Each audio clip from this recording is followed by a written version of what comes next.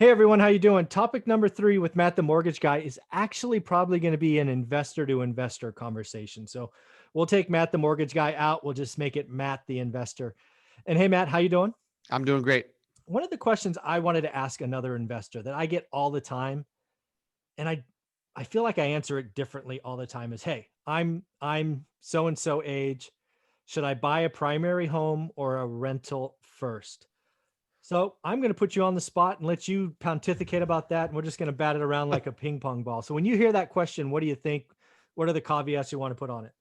Right. I love it. I love having the conversation, not even knowing myself what I'm going to say. And that's the beauty of a live, real conversation is, a couple real estate investors just talking and an incoming question that says, hey, I'm thinking about buying an investment property. I don't own, I'm renting where I live.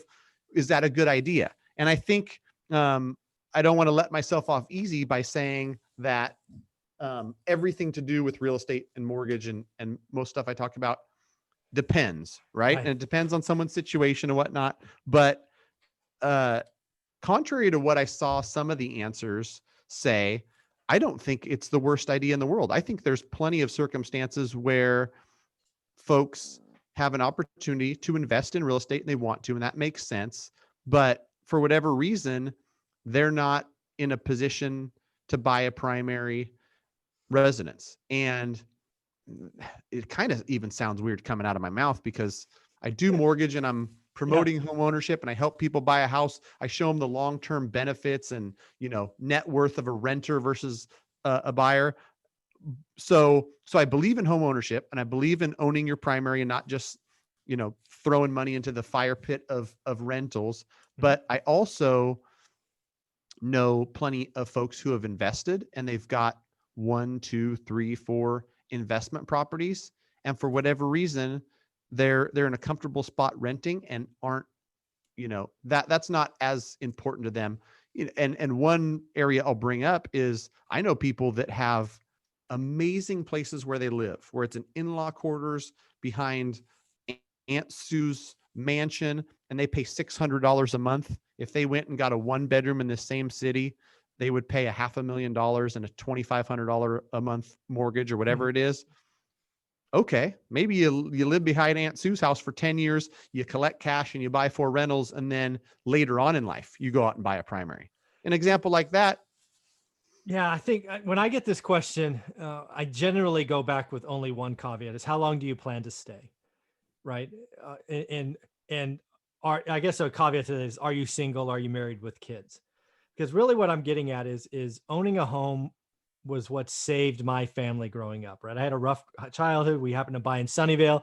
It appreciated. And one time during a particularly rough position in my family life, the house was the ATM that allowed us to barely squeak by to the next upcycle in Silicon Valley. So I'm a huge home ownership, I guess, bull. I believe it's important. So I believe if you have found your forever home, right, which to me means greater than 10 years, that's what I mean. And you are in an expensive market like all of the Bay Area, and you could see living there for 10 years and you're not stretching yourself, right? You're not a single income earner.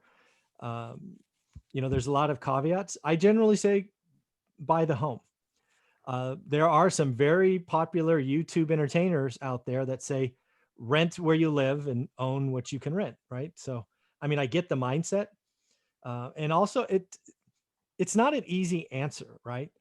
Because you can generally speak rent nicer stuff than you could buy, right? Like you could rent something maybe in Los Gatos or Los Altos, to use Bay Area cities, but maybe you probably can't buy there, right? It's just a different ball game. So again, where do you want to raise your kids? That's really what I come down to. But, and then if you're, let's say you're single and you're in your 30s and you don't have kids, then I ask, well, where do you want to work, right? What do you want to do? So I do think for some people it makes sense just to do rentals, right? You rent where you want, you have greater flexibility, get greater freedom. You might want to bounce around the country and check it out.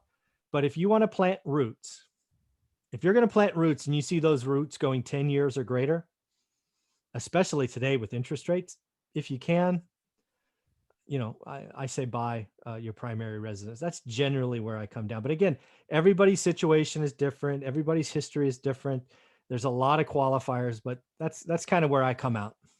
Yeah, I agree with that. And I think that, simplified, it's renting isn't a terrible financial decision unless you do it for 20 or 30 years.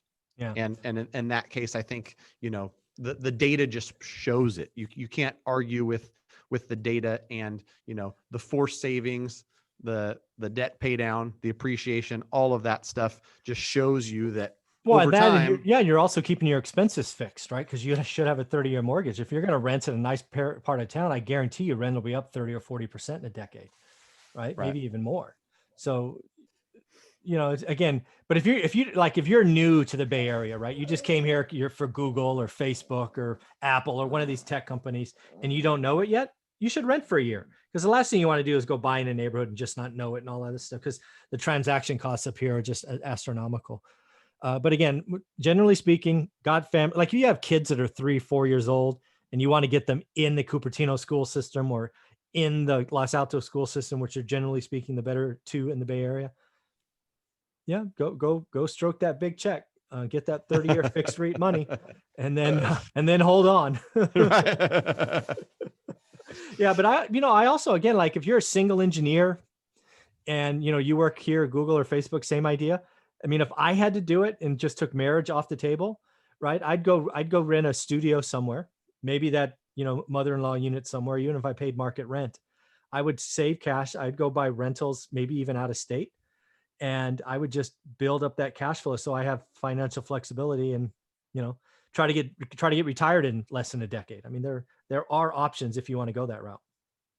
Right. Yeah. I agree with all that stuff, because maybe you put 4 rentals in your portfolio that pay you $2,000 a month in cash flow. And then you're like, okay, now I want to buy a primary, and it's literally bankrolled by the investment stuff that I bought. Exactly.